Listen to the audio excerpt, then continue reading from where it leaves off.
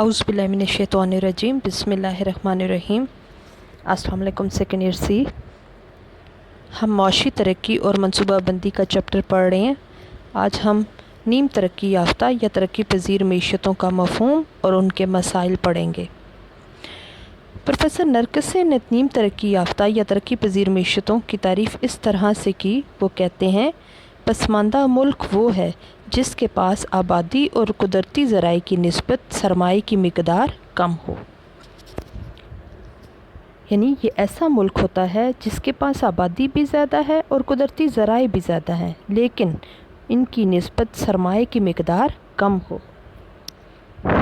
اسی طرح سے یہ ایک چھوٹی سی ڈائیگرام جو ہے وہ اگر آپ پاکستان کے پورے میپ کی دنیا کے میپ کی دیکھیں تو ان میں جو ریڈ آپ کو نظر آ رہا ہے میپ میں، یہ سارے ڈیولپنگ کنٹریز ہیں، یہ سارے پسماندہ ملک ہیں یا ڈیولپنگ کنٹریز ہیں یا نیم ترقی یافتہ ممالک ہیں جو کہ ترقی کی راہ پر گامزن ہے۔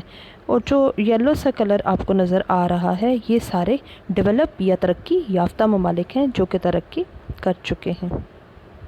پروفیسر روسٹو کے مطابق ترقی پذیر ملک سے مراد وہ ملک ہے جس میں سرمایہ کاری کی شرح قومی آمدنی کے 10% سے کم ہو۔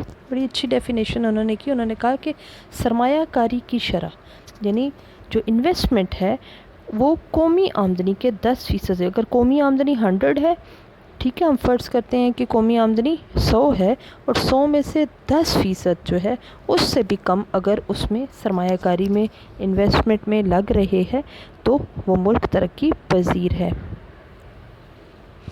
اسی طرح سے ایک بہت سمپل سی ڈیفینیشن ترقی پذیر ممالک کی یہ ہے کہ ان کی فیکس آمدنی ترقی یافتہ ممالک مثلا امریکہ، کینیڈا اور برطانیہ کے مقابلے میں بہت کم ہوتی ہے۔ پروفیسر ایلس کے مطابق معاشی طور پر پسماندہ ممالک وہ ہیں جو کہ اپنے باشندوں کو ترقی یافتہ ممالک کے مقابلے میں گھٹیا اور کم مقدار میں ضروریات زندگی مہیا کرتے ہیں۔ اقوام متحدہ کی رپورٹ کے مطابق معاشی طور پر پسماندہ ممالک کی تعریف اس طرح سے کی گئی کہ کم ترقی یافتہ ملک وہ ہے جس میں فیکس آمدنی امریکہ، کینیڈا، مغربی یورپ کے ممالک اور آسٹریلیا کے مقابلے میں کم ہے۔ اوورآل ہم یہ کہہ سکتے ہیں کہ نیم ترقی یافتہ معیشت سے مراد ایک ایسا ملک ہے جس کی فیکس آمدنی ترقی یافتہ ممالک مثلا امریکہ، کینیڈا، برطانیہ، مغربی جرمنی، فرانس، انگلینڈ ان وغیرہ کی فیکس آمدنی سے کم ہو، البتہ اس میں قدرتی ذرائع اور وہ صلاحیتیں موجود ہوں جن کی بدولت پر وہ ترقی کر سکتا ہے۔ ان تعریفوں سے یہ بات واضح ہوتی ہے کہ پسماندہ معیشت ایسی ہے جو ذرائع کی پسماندگی، سرمایہ کی قلت، آبادی کے دباؤ یا دوسری وجوہ کی بنا پر پسماندہ رہ جاتی ہے، البتہ اس میں ترقی کرنے کی صلاحیت ضرور موجود ہوتی ہے۔ اس لیے وہ ملک جب بھی ترقی کرنا چاہے ان مشکلات پر قابو پا کر ترقی کر سکتا ہے۔ اب ہم یہ دیکھتے ہیں کہ ترقی پذیر یا نیم ترقی یافتہ معیشتوں کے مسائل کیا ہیں۔ سب سے پہلا ان کا مسئلہ یہ ہے کہ ان کی فیکس آمدنی بہت زیادہ پست ہے، اور ہر ایک ٹاپک میں ہم پاکستان کو بھی ڈسکس کریں گے، ٹھیک ہے۔ ترقی پذیر ممالک کا سب سے اہم مسئلہ پست فیکس آمدنی ہے۔ اس کی وجہ کیا ہے؟ اس پسماندگی کی وجہ سے ان ممالک کی آمدنیاں کم ہیں جس کا اثر ان کے رہن سہن پہ پڑتا ہے۔ لوگوں کو صحت، تعلیم، رہائش اور تفریح سہولتیں بھی کم آتی ہیں، ان کو بنیادی ضروریات بھی میسر نہیں ہوتی۔ دوسری طرف ان ممالک میں آبادی میں اضافے کا بھی رجحان ہے، نتیجے کے طور پر فیکس آمدنی ان ممالک کی کم ہے۔ جیسے پاکستان کی فیکس آمدنی، یہ تو پہلے کی فگر جو ہے وہ بکس میں لکھی ہوئی ہے، اس کو ہٹا کر $1130 کر لیں۔ 2020 کے فیکٹس فگرز کے مطابق پاکستان کی فیکس آمدنی $1130 سالانہ ہے، جو کہ ترقی یافتہ ممالک کے مقابلے میں کم ہے۔ لہٰذا عوام کا معیار زندگی پست ہے اور اکثریت جو ہے وہ غربت کے جال میں پھنسی ہوئی ہے۔ پھر ان معیشتوں کا انحصار زیادہ تر زراعت پر ہے، لیکن زراعت کا شعبہ خود پسماندہ ہے، فی ایکڑ پیداوار کم ہے۔ ترقی یافتہ ممالک نے زرعی شعبے میں بہت زیادہ ترقی کی، جدید طریقوں سے، مشینوں سے انہوں نے فی ایکڑ پیداوار میں بہت زیادہ اضافہ کیا ہے، لیکن ترقی پذیر ممالک میں فی ایکڑ پیداوار کم ہے۔ اس کی وجہ یہ ہے کہ زراعت میں ابھی تک فرسودہ پرانے طریقہ کاشتکاری کو اپنایا جاتا ہے، آبپاشی کی سہولتوں کی کمی ہے، کیڑے مار ادویات کی کمی ہے، کھاد کا کم استعمال ہوتا ہے۔ یہ ممالک زرعی ہونے کے باوجود خوراک میں خود کفیل نہیں ہیں۔ یہ اپنی ضروریات زندگی اور خوراک امریکہ اور دیگر ممالک سے حاصل کر کے اس کمی کو پورا کرتے ہیں۔ پھر ان ممالک میں آبادی کا دباؤ بہت زیادہ ہے، ٹھیک ہے۔ ان ممالک میں جو آبادی کی شرح افزائش ہے وہ 3% ہے سالانہ، لیکن ترقی یافتہ ممالک کو اگر ہم دیکھیں تو ان میں شرح افزائش 1% سے بھی کم ہے۔ آبادی میں اضافے کی وجہ سے معیشت کئی مسائل سے دوچار ہوتی ہے، جن میں بے روزگاری، خوراک کی قلت، رہائش کا مسئلہ، دیگر ضروریات زندگی کی سہولتوں میں بھی کمی آ جاتی ہے۔ ان ممالک میں بے روزگاری ہے، ٹھیک ہے، روزگار کی سطح میں اضافہ نہیں ہو رہا، نیز ہم یہ بار بار پڑھ چکے ہیں کہ زرعی شعبے میں 20 سے 25% تک مخفی چھپی ہوئی مستور بے روزگاری پائی جاتی ہے۔ ان ممالک میں تربیت کی سہولتوں کی کمی کی وجہ سے ہنرمند افراد کی بھی کمی ہے، جبکہ غیر تربیت یافتہ، جاہل اور ان پڑھ لوگوں کی اکثریت موجود ہوتی ہے جو روزگار کی تلاش میں ادھر ادھر کوشش کرتے رہتے ہیں۔ انسانی ذرائع بیکار پڑے رہتے ہیں، اور پاکستان کی اگر ہم اگزامپل لیں تو اس میں اس وقت لاکھوں محنت کش بے روزگار ہیں۔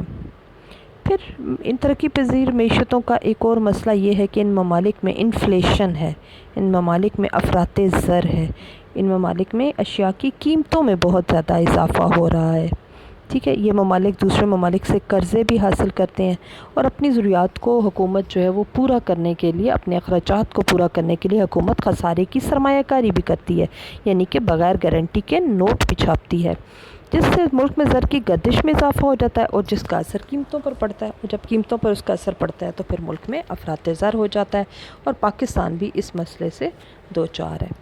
ان ممالک میں غیر موافق توازن تجارت ہے۔ ترقی پذیر ممالک کا ایک مسئلہ یہ ہے کہ ان کا توازن تجارت غیر موافق ہے، یعنی کہ ان کی برآمدات کم ہیں اور درآمدات زیادہ ہیں۔ یہ دوسرے ممالک کو کم بھیجتے ہیں اور وہاں سے زیادہ لیتے ہیں، جس کی وجہ سے معیشت میں توازن تجارت میں خسارہ پیدا ہو جاتا ہے، اور اس خسارے کو پورا کرنے کے لیے یہ ممالک پھر دوسرے ملکوں سے قرضہ لے لیتے ہیں اور مزید مسائل کا شکار ہو جاتے ہیں۔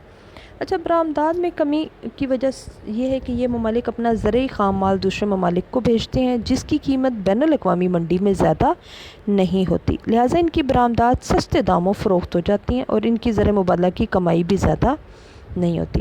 اس کے مقابلے میں یہ جو ممالک ہیں دوسرے ملکوں سے مشینری، جنگی ساز و سامان، ادویات، مصنوعات، اس طرح کی چیزیں دوسرے ممالک سے منگواتے ہیں، جن کی بین الاقوامی منڈی میں قیمتیں زیادہ ہوتی ہیں، تو ان کے اخراجات درآمدی بڑھ جاتے ہیں اور زر مبادلہ کم ہوتا ہے۔ اس وجہ سے توازن تجارت غیر موافق یا خسارے میں چلا جاتا ہے۔ ترقی پذیر ممالک کا ایک مسئلہ یہ ہے کہ ان ممالک میں دولت کی تقسیم غیر مساوی ہے، ٹھیک ہے۔ معاشرہ دو گروہوں میں بٹا ہوا نظر آتا ہے، ایک طرف بہت زیادہ امیر طبقہ ہے، یہ تعداد میں بھی کم ہے، ڈھیروں دولت کے مالک ہیں، اور اس کا بیشتر حصہ عیش و عشرت پر یہ لوگ خرچ کر دیتے ہیں، اور معاشرے میں معاشرتی برائیاں بھی پھیلتی ہیں۔ دوسری طرف انتہائی غریب طبقہ ہے، جو کہ اپنی بنیادی ضروریات زندگی کو بھی بمشکل پورا کرتا ہے۔ اچھا، ان لوگوں کی آمدنی بھی کم ہے، بچت بھی نہیں ہے، اس طرح سے یہ ممالک دولت کی تقسیم میں عدم مساوات کا شکار ہے، جس سے ملکی وسائل ضائع ہوتے ہیں۔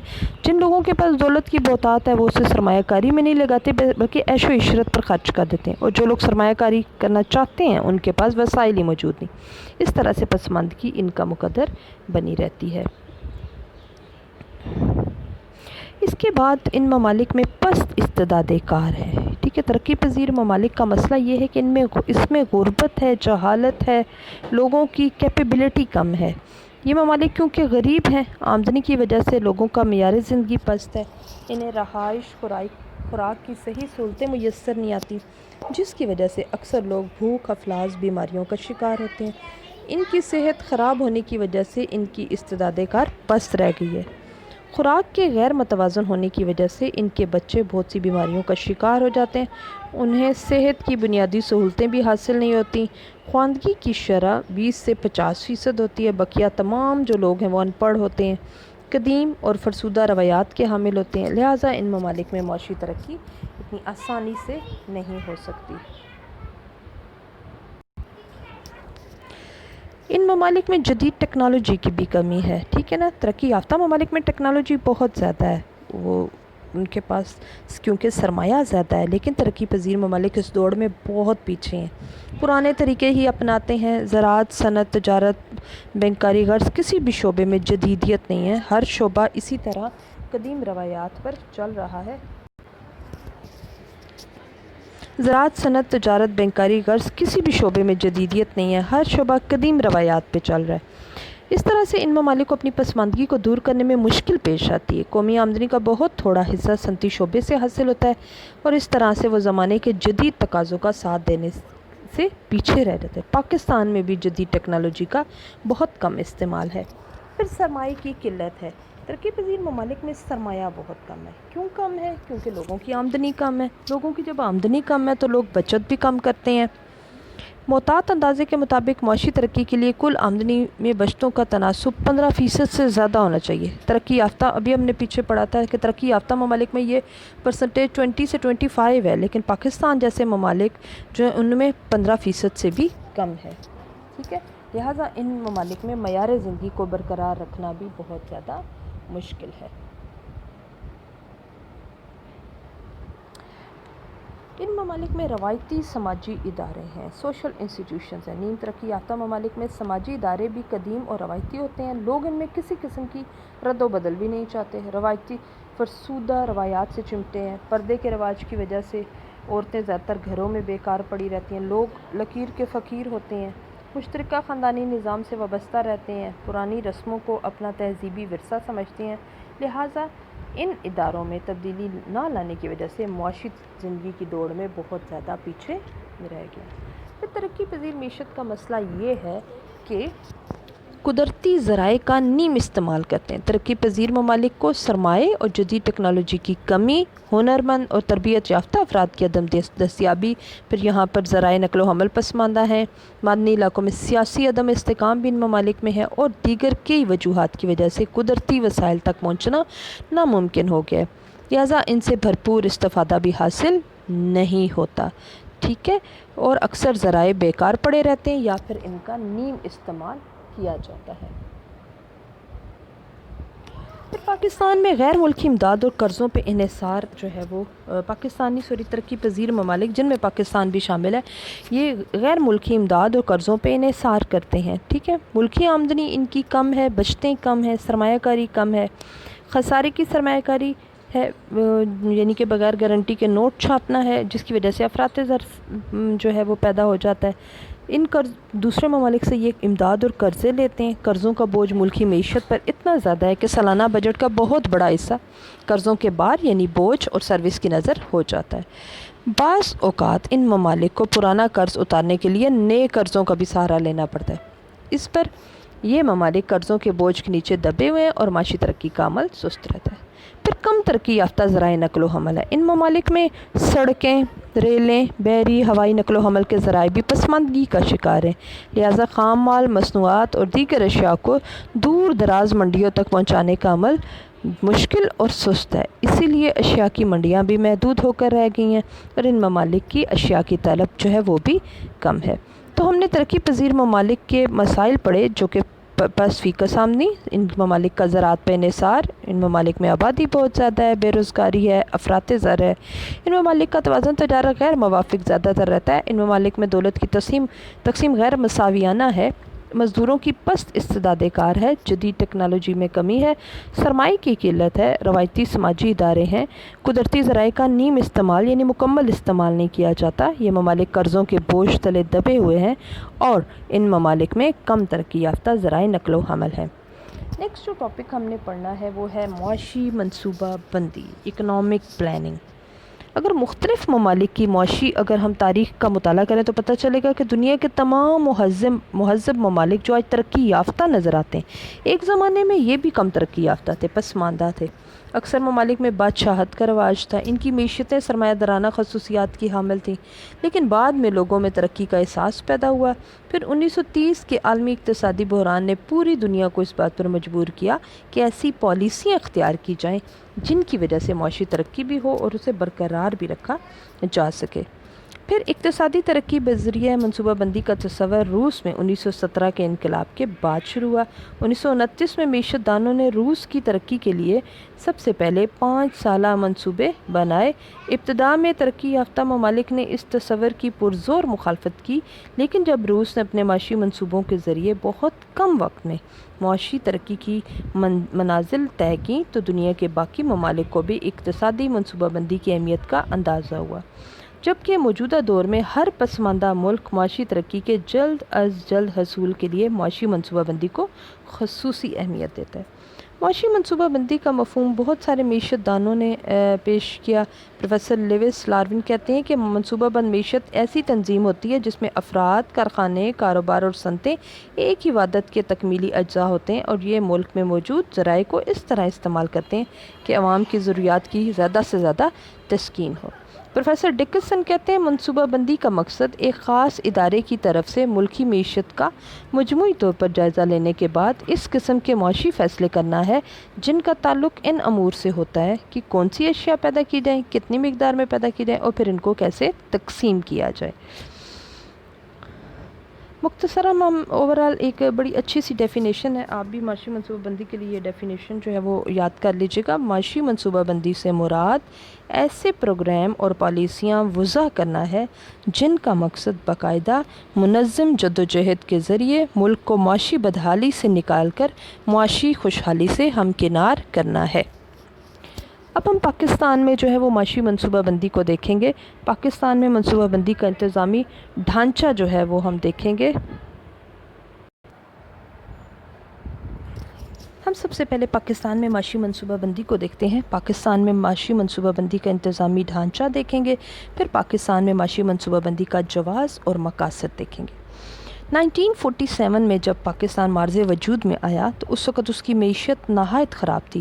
معیشت، زرعی، صنعتی، تجارتی، مواصلاتی، بینکاری نظام، ہر جو نظام ہے، ہر جو ادارہ ہے وہ پسماندہ تھا۔ ہندو جو ذہنیت تھی اس نے مختلف طریقوں سے ہماری معیشت کو نقصان پہنچایا۔ اس وجہ سے ہماری حکومت یہ چاہتی تھی کہ پاکستان میں معاشی ترقی کا کام جلد از جلد شروع کیا جائے تاکہ ملک معاشی مشکلات سے نکل کر ترقی کی راہ پر گامزن ہو سکے۔ چنانچہ اس بات کے پیش نظر پاکستان نے 1948 میں یعنی 1 سال پاکستان بننے کے بعد سرکاری شعبوں کے درمیان نظم و ضبط اور رابطہ قائم کرنے کے لیے ایک ترقیاتی بورڈ تشکیل دیا۔ اس کے علاوہ ایک منصوبہ بندی مشاورتی بورڈ بھی قائم کیا جس کا مقصد حکومت کو مختلف ترقیاتی منصوبوں کے بارے میں مشورہ دینا تھا۔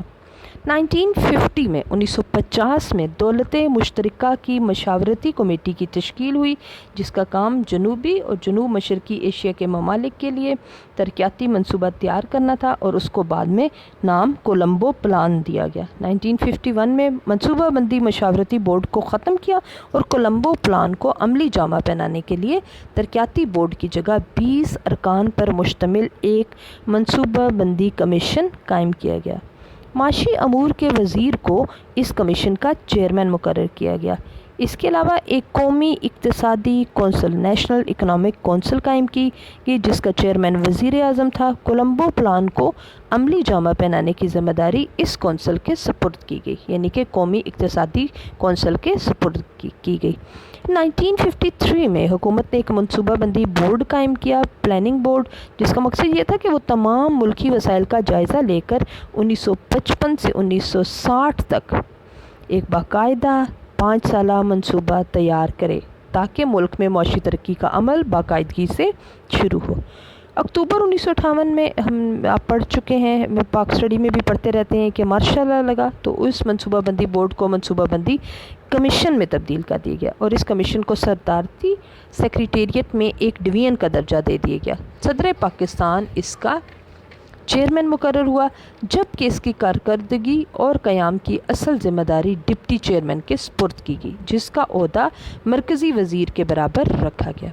منصوبہ بندی کمیشن کے 21 ڈپارٹمنٹ ہیں اور ہر ڈپارٹمنٹ کا سربراہ ایک اعلیٰ افسر ہوتا ہے۔ یہ حصے مختلف شعبوں مثلا خوراک، زراعت، صنعت، تجارت، پانی، بجلی، تعلیم، صحت، معاشرتی فلاح و بہبود، نقل و حمل، خبر رسانی، مکانات کی تعمیر، افرادی قوت وغیرہ پر مشتمل ہے۔ اس کے علاوہ کچھ شعبوں کا تعلق مالی اور مالیاتی پالیسی جیسے RCD بین الاقوامی معاشیات، RCD تو اب نہیں ہے، ECO اس کو کہتے ہیں، RCD اس کا پرانا نام ہے، ECO معاشی تحقیق وغیرہ سے۔ اس کمیشن کے فرائض میں ملک کے ترقیاتی منصوبے تیار کرنا، سالانہ ترقیاتی پروگرام بنانا، ان کو عملی جامہ پہنانا۔ اس کے علاوہ یہ کمیشن ملک میں ہونے والی معاشی ترقی کا بھی جائزہ لیتا ہے۔ منصوبہ بندی کمیشن کے علاوہ ملک میں قومی اقتصادی کونسل بھی موجود ہے۔ صدر پاکستان اس کونسل کے چیئرمین ہیں اور صوبائی گورنر منصوبہ بندی کمیشن کے ڈپٹی چیئرمین، وزیر قانون، داخلی و خارجی امور اور امور کشمیر کے وزراء کے علاوہ باقی تمام صوبوں کے وزرائے خزانہ اور ترقیاتی محکموں کے صوبائی وزراء اس کونسل کے رکن ہیں۔ یہ کونسل ملک کے لیے معاشی پالیسیاں مرتب کرنے کا سب سے بڑا ادارہ ہے، لہٰذا اس کے فرائض میں ملک کے معاشی حالات کا جائزہ لینا، قومی منصوبوں اور سالانہ ترقیاتی پروگراموں کی منظوری اور ملک کی معاشی ترقی کے لیے مالی، تجارتی اور معاشی پالیسیاں وضع کرنا ہے اور ان پر عمل درآمد بھی کروانا شامل ہے۔ اب ہم دیکھتے ہیں کہ پاکستان میں معاشی منصوبہ بندی کا جواز کیا ہے، کیوں پاکستان میں معاشی منصوبہ بندی کرنی چاہیے اور اس کے مقاصد کیا ہیں۔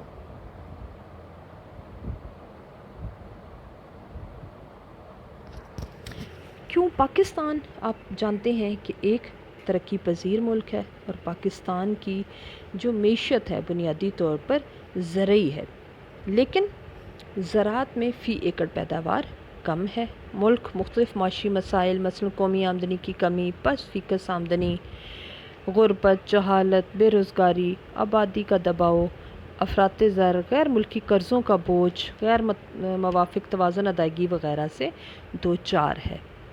پھر ان مسائل کو حل کرنے کے لیے آزاد معیشت پاکستان میں مؤثر کردار ادا نہیں کرتی، کیونکہ اس میں ہر وقت ہر کام جو ہے قیمتوں کی میکانیت یعنی کہ طلب اور رسد اور قیمتوں کو اس میں جو ہے وہ ایک اہم کردار اس کا ہوتا ہے، لیکن پاکستان جیسی معیشتوں میں قیمتوں کا نظام زیادہ مؤثر ثابت نہیں ہوتا۔ یہی وجہ ہے کہ پاکستان کے قیام کے فوراً بعد 1951 سے کولمبو پلان جو ہے کولمبو منصوبے پر عمل درآمد شروع ہوا۔ اس کے بعد حکومت پاکستان نے خود 5 سالہ ترقیاتی منصوبے بنائے، جن میں پہلا، دوسرا، تیسرا، چوتھا، پانچواں، چھٹا، ساتواں اور 8واں منصوبہ، 8 منصوبے بنائے گئے۔ ٹھیک ہے، پاکستان کا 7واں 5 سالہ منصوبہ 1993 میں پایہ تکمیل تک پہنچا، جبکہ 8واں منصوبہ جو ہے 1998 کو ختم ہوا۔ ٹھیک ہے، لیکن اگر ہم دیکھیں تو پاکستان میں جتنے بھی 5 سالہ منصوبے بنائے گئے ان میں صرف جو دوسرا 5 سالہ منصوبہ تھا وہ ترقی سے ہمکنار ہوا، دیگر منصوبے کسی نہ کسی وجہ سے ناکام ہو گئے۔ اگرچہ یہ منصوبے مکمل طور پر کامیابی سے انکنار نہیں ہوئے، لیکن یہ کہ کچھ نہ کچھ ملک میں ترقی بھی ضرور ہوئی۔ پاکستان میں منصوبہ بندی کے جواز اس طرح سے ہے کہ قیمتوں کے نظام کے تحت، کیونکہ ملکی وسائل سے بھرپور جو ہے استفادہ حاصل نہیں کیا جاتا، خصوصاً پاکستان جیسے ممالک جہاں پر قدرتی ذرائع موجود ہیں لیکن سرمایہ اور ٹیکنالوجی کی کمی کی وجہ سے ان کا بھرپور استعمال نہیں ہوتا۔ اس لیے منصوبہ بندی کی ضرورت محسوس ہوتی ہے تاکہ ان وسائل کا باقاعدہ منصوبہ بندی کے ذریعے بہتر استعمال کیا جائے۔ پسماندہ ممالک میں نجی شعبہ زیادہ مستعد نہیں ہوتا۔ پاکستان میں نجی شعبے پر زیادہ انحصار نہیں کیا جا سکتا، کیونکہ پاکستان بننے کے بعد بھی نجی شعبے کے تحت ملک میں صنعتیں قائم نہیں ہو سکیں، لہٰذا حکومت کو پاکستان صنعتی ترقیاتی کارپوریشن قائم کرنا پڑی۔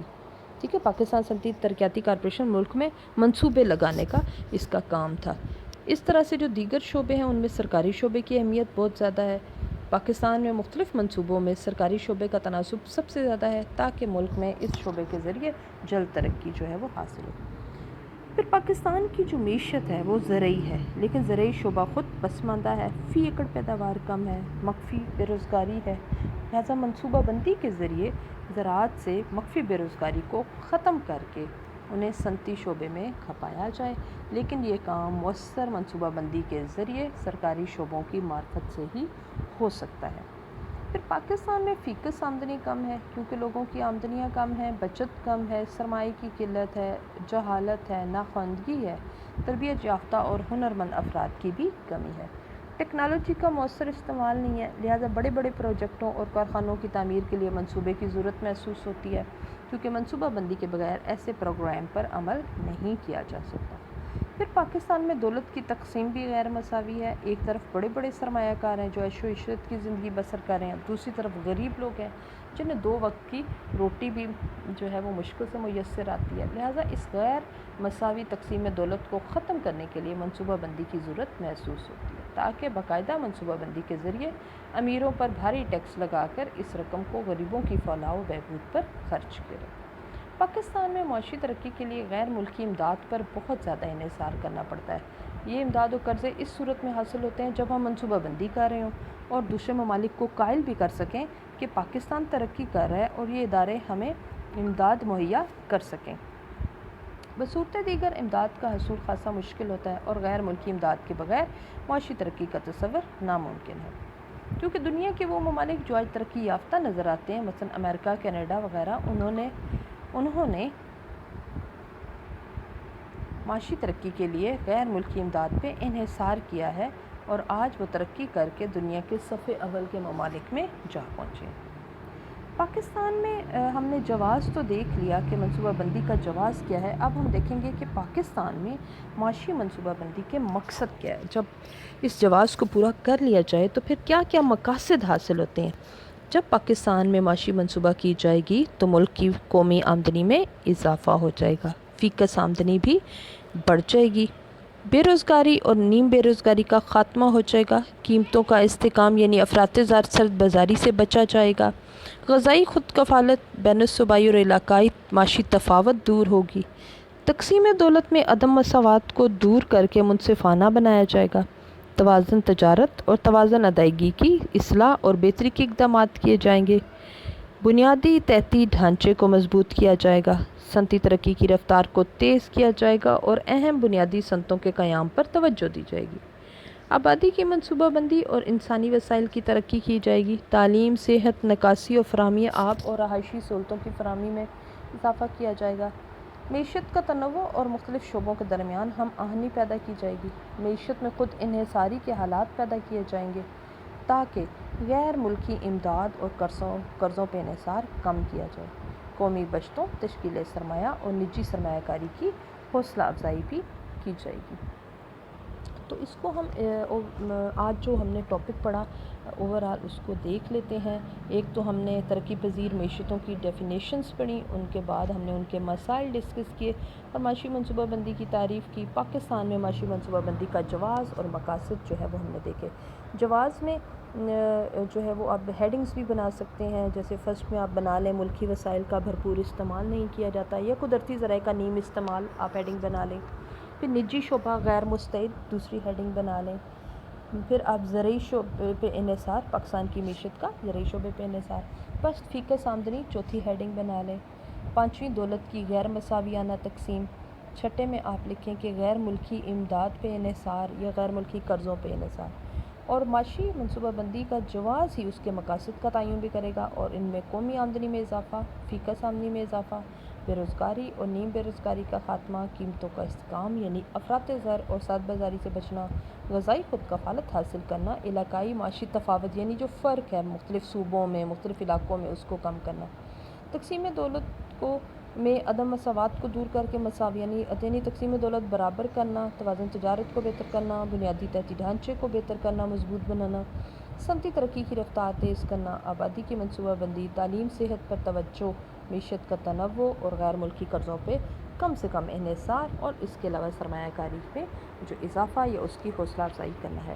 پاکستان میں معاشی منصوبے بندی جتنے بھی 5 سے 8 منصوبے بنائے گئے ان کو ہم تھوڑا سا دیکھیں گے نیکسٹ لیکچر میں انشاءاللہ تعالیٰ، اور پھر پاکستان کے زرعی شعبے اور صنعتی شعبے کے مسائل اور ان کا حل جو ہے وہ ہم دیکھیں گے. ابھی آپ کا جو کام ہے جو آپ کو میں نے اسائنمنٹ کے طور پہ دینا ہے وہ ہے بہت امپورٹنٹ، اکثر پیپر میں آتا ہے، پاکستان میں منصوبہ بندی کا جواز اور مقاصد لکھیں. ٹھیک ہے، ترقی پذیر ممالک کے جو وہ ہیں خصوصیات ہیں وہ بھی آپ نے بہت اچھی سی یاد کرنی ہے، وہ بھی پیپر میں ضرور آتی ہیں. اور لیکن یہ والی چیز پاکستان میں معاشی منصوبہ بندی کا جواز کیا ہے اور مقاصد کیا ہے، اس کی ہیڈنگز بھی میں نے آپ کو بتا دی ہیں، تو آپ نے اسائنمنٹ کے لیے یہ والا کویشچن کرنا ہے. باقی اس لیکچر میں سے جو بھی آپ کو سمجھ میں نہیں آئے وہ آپ نے مجھ سے پوچھنا ہے، ٹھیک ہے؟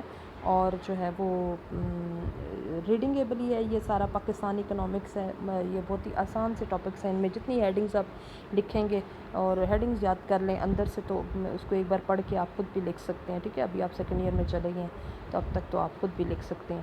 تو اس طرح سے جو ہے وہ اس کو پڑھیں اور اچھا سا کریں، جو ٹاپک سمجھ میں نہیں آئے، جو لائن سمجھ میں نہ آئے مجھ سے پوچھیں، اور پاکستان میں معاشی منصوبہ بندی کا جواز اور مقاصد یہ آپ نے مجھے اسائنمنٹ کے طور پر کر کے دینا ہے، ٹھیک ہے؟ نیکسٹ ان شاء اللہ تعالیٰ پھر پاکستان میں جتنے بھی منصوبے بنائے گئے ان کو ہم دیکھیں گے، اور زرعی شعبے کے مسائل حل، صنعتی شعبے کے مسائل اور حل کریں گے، تو ان شاء اللہ تعالیٰ ہمارا یہ چیپٹر بھی ان شاء اللہ تعالیٰ کمپلیٹ ہو جائے گا۔ 8 چیپٹر ہمارے جو ہیں وہ ماشاء اللہ سے کمپلیٹ جو ہیں وہ ہو جائیں گے۔